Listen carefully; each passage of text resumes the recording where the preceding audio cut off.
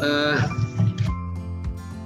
Penelitian saya dengan berjudul Pengembangan Media Pembelajaran Al-Quran pada Pokok Bahasan Mengajar Belajar Al-Quran di kelas 9 Madrasah Sanawiyah Luqmanul Hakim Samarinda.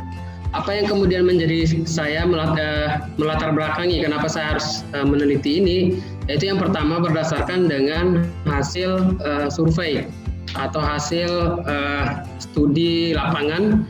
Itu kami menemukan metode pembelajaran dengan konvensional masih.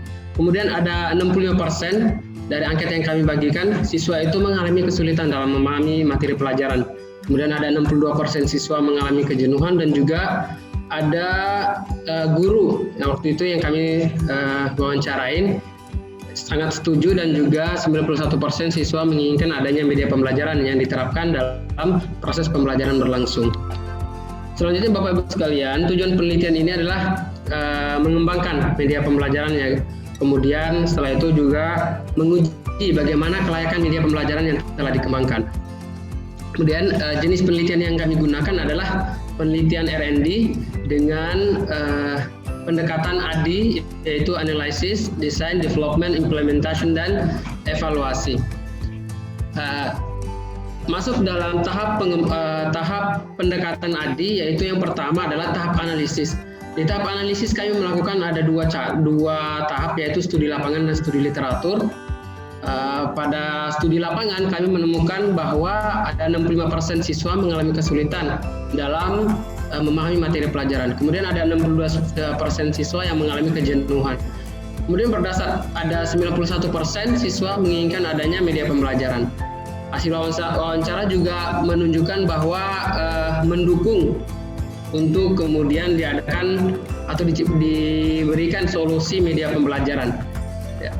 Selanjutnya dalam studi literatur juga merupakan sangat penting kemudian perhatian peserta didik menjadi faktor yang sangat besar gitu ya, sehingga adanya media pembelajaran ini bisa mendukung atau menarik perhatian peserta didik. Selanjutnya pada tahap perancangan, yaitu dilakukan dengan perancangan flowchart, storyboard, penyusunan materi, dan juga penyusunan instrumen penilaian dan pengumpulan bahan pendukung. Selanjutnya adalah tahap pengembangan gitu ya.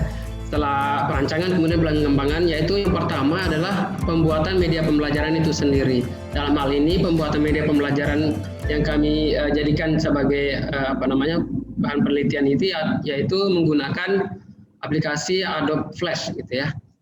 Kemudian setelah itu baru kami uji kelayakan produk tersebut, kelayakan media pembelajaran tersebut. Nah, berikut adalah tampilan hasil pengembangan media pembelajaran kami, yaitu seperti yang Bapak, Ibu, dan teman-teman sekalian lihat di layar ini. Ini adalah merupakan halaman utama atau menu utama dari media pembelajaran kami. Kemudian sebelumnya juga ada beberapa menu ya, materi, video, profil, kemudian ada juga latihan soal. Nah, ini merupakan tampilan materi, yaitu di mana sesuai dengan pokok bahasannya, yaitu ada 3 ya, tahsin, kemudian tata bahasanya, kemudian terjemah perkataannya. Ini contoh materi dari tahsin gitu ya, media pembelajaran yang kami kembangkan. Tahsinnya seperti ini, kami memang sengaja memadukan antara gambar dan juga tulisan, sehingga pada beberapa kasus yang kami temukan rata-rata siswa itu kurang memahami gitu ya, kurang memahami karena tidak kemudian ditunjukkan secara langsung bagaimana gambarnya, bagaimana di mana letak posisi pengucapan satu huruf dan lain sebagainya, sehingga pada pada media pembelajaran kami ini kami memasukkan juga dengan gambar. Selanjutnya Bapak Ibu sekalian, yaitu ini materi tata bahasa. Sengaja Bapak Ibu sekalian, tata bahasa ini kami masuk dengan memberikan semacam tombol ya sebagai contoh di sini. Jadi setelah mereka pelajari, kemudian ada contoh yang nanti akan diklik, maka dia akan muncul contoh itu.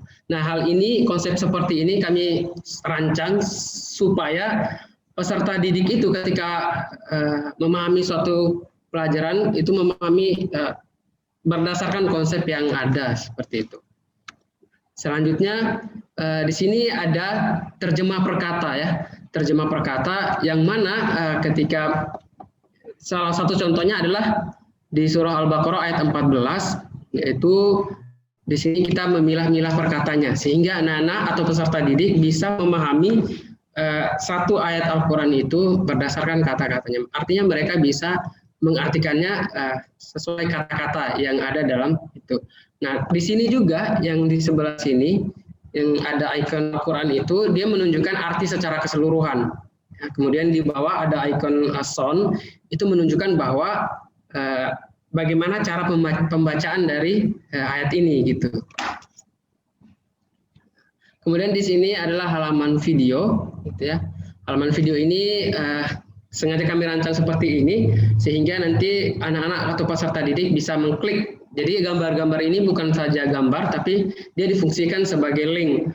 Jadi di mana nanti ketika peserta didiknya itu mengklik dari gambar tersebut atau ikon ini, maka peserta didik akan diarahkan dengan suatu video di mana video menjelaskan tentang tahsin, bagaimana tahsinnya Al-Fatihah, kemudian Al-Ikhlas, Al-Falaq, kemudian juga An-Nas, seperti itu.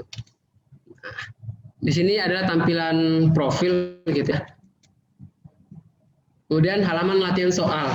Bapak Ibu sekalian dan teman-teman yang saya hormati, dalam latihan soal ini kami memilih dua latihan soal, yaitu yang pertama pilihan ganda dan juga praktik ya sebagai pengukur keterampilan. Nah, dalam pilihan ganda dia akan dihadapkan dengan tampilan seperti ini.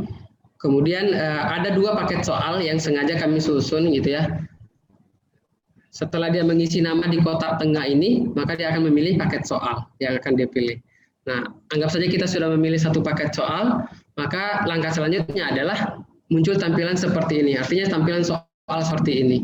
Jadi peserta didik akan diarahkan untuk mengisi atau mengklik materi jawaban sesuai dengan soal yang ada di layar. Kemudian selanjutnya setelah peserta didik selesai memilih, ya baik. Setelah peserta didik selesai memilih, maka dia akan langsung muncul nilainya, ya. Dan selanjutnya adalah ini tampilan tahsin juga nanti ada nilai di sini. Kemudian ada tata bahasanya juga kita input nilainya dan terjemah juga. Dan ini tampilan hasil praktiknya, gitu ya, hasil praktiknya. Kalau Bapak Ibu praktikan, jadi hasil praktik tadi itu digabung antara tahsin, tata bahasa dan juga terjemah. Jadi kita menggunakan suatu sistem yang menggabungkan tiga keterampilan tadi, tiga praktik tadi, gitu ya. Jadi kita nggak perlu untuk menghitungnya lagi menggunakan kalkulator.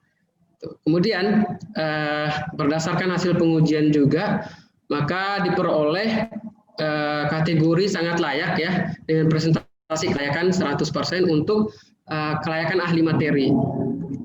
Kemudian untuk kelayakan medianya itu diperoleh presentasi kelayakan 81,4% dengan kategori layak.